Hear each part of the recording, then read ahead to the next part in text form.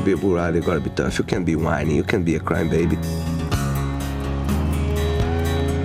It is a sport for tough guys. If you wanna be soft, go play softball.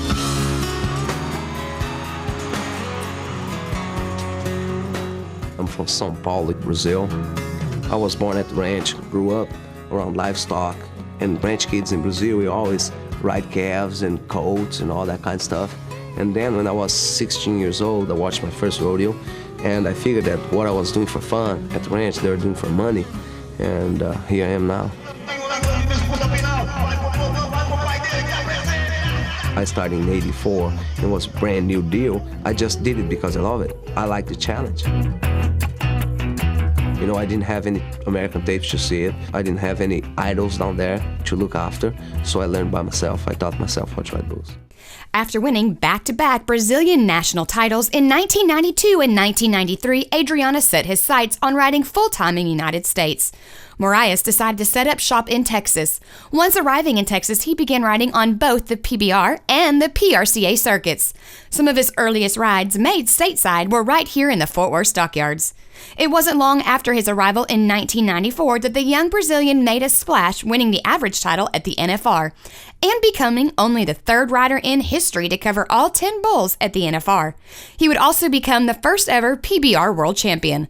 Fellow Hall of Famers Justin McBride and Ty Murray had this to say about Adriano's abilities. He's a fierce competitor. Every time he shows up, it's to win.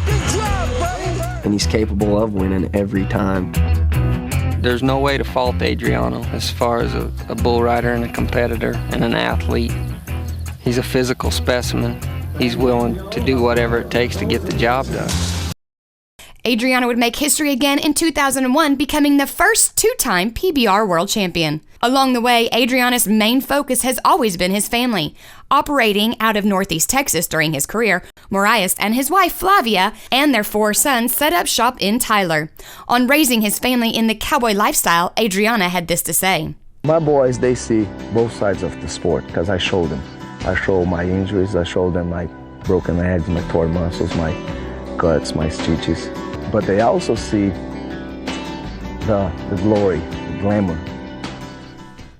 In 2006, battling a painful back injury, Moraes would make history once again, becoming the first ever 3-time PBR world champion bull rider.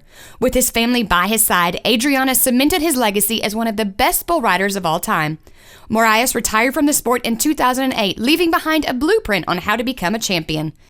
Anyone could argue that Adriano is the best bull rider of all time. He's always going to be regarded as one of the greatest ever. He beat me so many times that he would just leave me in awe. You know, when he came here, he didn't know anybody, couldn't hardly speak English, and then went on to become a king in the PBR. He went a whole career being the guy that stock contractors didn't want to draw because he's going to ride their tough bulls.